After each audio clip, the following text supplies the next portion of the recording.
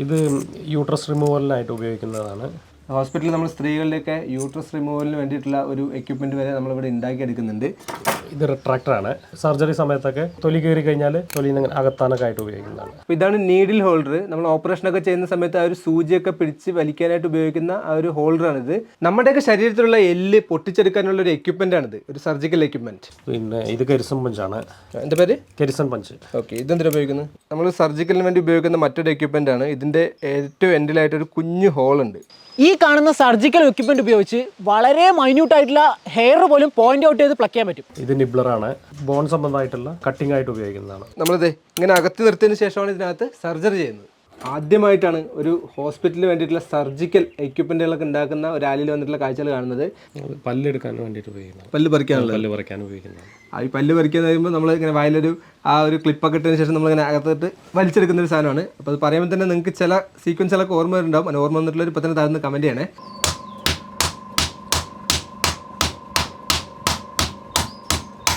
ഇതുപോലെയുള്ള stainless സ്റ്റീലിലെ road ഉപയോഗിച്ച് ഈ കാണുന്ന ഡിഫറെൻ്റ് ആയിട്ടുള്ള സർജിക്കൽ എക്യുപ്മെൻറ്റ് ഉണ്ടാക്കുന്നത് കാണാനാണ് ഗ്രീൻ മാംഗോ കസിൻസ് പാലക്കാട് ജില്ലയിലെ ചെറുപ്പളശ്ശേരി കാറൽമണ്ണി വന്നിട്ടുള്ളത്.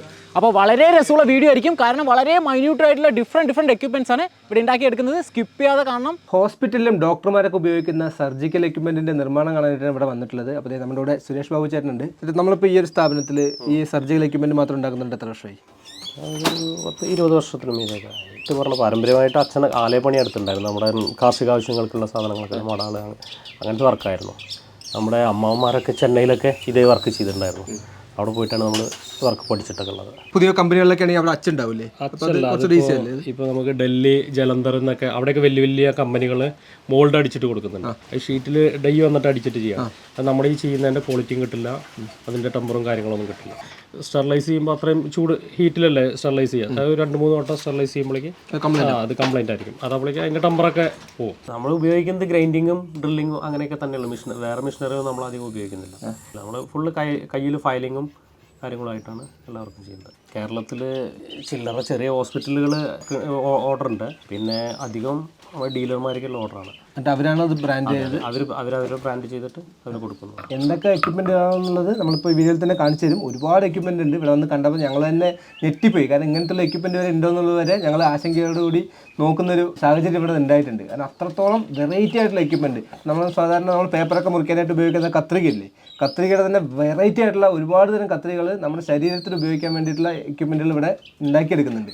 നമ്മളിതിന് മുമ്പ് ഒരുപാട് ആലകളിൽ ചെന്ന് ഒരുപാട് ആയുധങ്ങളൊക്കെ ഉണ്ടാക്കുന്ന വീഡിയോ ചെയ്തിട്ടുണ്ട്. പക്ഷേ ഇത് നമ്മൾ സർജിക്കലിന് വേണ്ടി ഉപയോഗിക്കുന്ന ഒരു പ്ലെയറാണ്. നമ്മൾ വയറൊക്കെ കട്ട് ചെയ്യാനായിട്ട് നമ്മൾ കട്ടിംഗ് പ്ലെയർ ഉപയോഗിക്കാറുണ്ട്. ഇത് നമ്മൾ എല്ലിലൊക്കെ ഉപയോഗിക്കാൻ വേണ്ടി, എല്ലൊക്കെ പിടിക്കാനായിട്ട് ഉപയോഗിക്കുന്ന ഒരു പ്ലെയറാണ്. അപ്പോൾ ഇതുപോലത്തുള്ള പ്ലെയറിൻ്റെ നിർമ്മാണമാണ് ഇവിടെ ഒരു ആലയിൽ ചെയ്തുകൊണ്ടിരിക്കുന്നത്. അപ്പോൾ ഇതുപോലത്തുള്ള സ്റ്റീലിനെയൊക്കെ ഉരുക്കിയിട്ടാണ് ഇതുപോലത്തുള്ളത് ചേട്ടൻ സുരേഷ് ബാബു ചേട്ടൻ ആ ഒരു പ്ലെയർ ഉണ്ടാക്കാനായിട്ട് പോവുകയാണ്. ഇത് പെട്രോളിയം കോക്കാണ്. ഇത് നമ്മൾ ഇതിന് വേണ്ടിയിട്ട് ഹീറ്റിങ്ങിന് വേണ്ടിയിട്ട് ഉപയോഗിക്കുന്ന കരി തന്നെയാണത്. ഇത് ഹീറ്റ് കുറച്ച് ജാസ്തി കിട്ടും. പിന്നെ മറ്റേ മരക്കരിമാര് പൊട്ടിത്തെറിക്കില്ല. സാധാരണ എല്ലാ എക്യുപ്മെന്റ്സും സ്റ്റീലിലാണ് വരുന്നത്. സ്റ്റീലിലാണ്. അപ്പോൾ ഇതിന്റെ ക്വാളിറ്റി ഒക്കെ എങ്ങനെയാണ്? ഇതിന് കറക്റ്റ് ഗ്രേഡ് ഉണ്ടായിരിക്കും. നമ്മൾ 410, 420 അങ്ങനെയുള്ള ഗ്രേഡിലൊക്കെയാണ് നമ്മൾ സാധാരണ കൊടുക്കുന്നത്. അതിലാണ് നമ്മളിത് അതിൽ മേക്ക് ചെയ്താലാണ് നമുക്ക് അതിൻ്റെതായ ഹാർഡ്നെസ്സും എല്ലാതും കറക്റ്റായിട്ട് കിട്ടുന്നത്. നന്നായി പഴുപ്പിച്ചെടുത്ത ആ ഒരു സ്റ്റീലിൻ്റെ റാഡിനെ നമ്മൾ കട്ട് ചെയ്തിട്ട് ഒരു ചെറിയ ഷേപ്പാക്കി മാറ്റിയിട്ടുണ്ട്. അത്യാവശ്യം നല്ല ചൂടുണ്ട് കേട്ടോ. നമുക്ക് കൈ കൊണ്ട് പിടിക്കാൻ പറ്റില്ല. നല്ല ചൂടുള്ളൊരു പീസാണ് ഇത്. ആക്ച്വലി നമ്മൾ പ്ലെയറിൻ്റെ ഒരു വൺ സൈഡ് ആണല്ലേ? ഓക്കെ.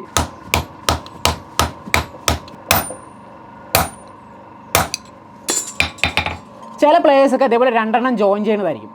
അത് സ്ക്രൂ ഉപയോഗിച്ചോ ബോൾട്ട് ഉപയോഗിച്ചോ ജോയിൻ ചെയ്യും. പക്ഷേ അതല്ലാതെ ഈ പ്ലേയേഴ്സൊക്കെ നിങ്ങൾ സൂക്ഷിച്ച് നോക്കിയാൽ കാണും, ഇത് ഉള്ളിലായിരിക്കും പോവുക. ഇത് ഇങ്ങനെ ഉള്ളിൽ പോയിട്ട് ഇത് രണ്ടും തമ്മിൽ ജോയിൻ ചെയ്ത് നിൽക്കും. അതിനുള്ള ഹോളാണ് ഇത്. സുരേഷയുടെ ഹോളൊക്കെ ഇട്ട് പ്ലെയറിനെ അകത്തേക്ക് കയറ്റി. അപ്പോൾ ഇത് ശരിക്കും വലുതായതുകൊണ്ട് ഇത്ര ഈസിയായി കയറ്റാൻ പറ്റി. അപ്പോൾ ഇതിനും ചെറിയ പ്ലെയറിൽ ഇതേപോലെ അകത്തോട് കിട്ടുന്നതൊക്കെ ശരിക്കും ടഫുള്ള പരിപാടി തന്നെയാണ്. ഇതുപോലുള്ള പ്ലെയറുകൾക്ക് ഇതൊക്കെ ശരിക്കും ബോൺ പ്ലെയേഴ്സാണ്. അപ്പോൾ ഇതിലൊക്കെ പല്ല് വേണം. അപ്പോൾ പല്ല് ഉണ്ടാക്കുന്ന ഒരു പ്രോസസ്സാണ് ചേട്ടൻ ചെയ്യാൻ പോകുന്നത്. ഈ കാണുന്ന പ്ലെയിനുള്ള സാധനത്തിന് ഇതുപോലെ പല്ലാക്കി മാറ്റാൻ പോവാണ്. അതായത് ഒരു സർജിക്കൽ എക്യുപ്മെന്റിന്റെ ഏറ്റവും പ്രധാനപ്പെട്ട ഒരു സാധനമല്ലേ ഇതിനകത്ത് ഒരു പല്ലിടുക എന്നുള്ളത്? അതെ, അതാണ് നമ്മുടെ വർക്കിംഗ് പാർട്ടായിട്ട് വരുന്ന സ്ഥലം. അതാണ്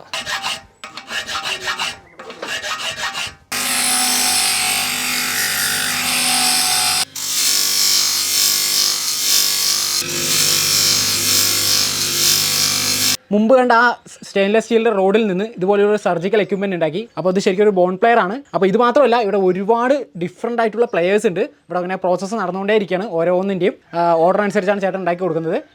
സർജിക്കലിനായിട്ടുള്ള മറ്റൊരു എക്യുപ്മെൻ്റ് ആണ് ഇവിടെ ചേട്ടൻ ഉണ്ടാക്കിക്കൊണ്ടിരിക്കുന്നത്. ചേട്ടാ, ഇതൊരു സാധനം നീഡിൽ ഹോൾഡർ. ഇതെന്തിനാണ് ഉപയോഗിക്കുന്നത്? സ്റ്റിച്ച് ചെയ്യുമ്പോൾ പിടിക്കണതാണ്. സ്റ്റിച്ച് ചെയ്യുമ്പോൾ സൂചി പിടിക്കുന്നത്. ഓ, നമ്മുടെ ശരീരത്തിൽ നമ്മൾ സ്റ്റിച്ച് ചെയ്യുന്ന സമയത്ത് സൂചി പിടിക്കുന്ന ഒരു നീഡിലിൻ്റെ ഹോൾഡറാണ് ഇവിടെ ചേട്ടൻ ചെയ്തുകൊണ്ടിരിക്കുന്നത്.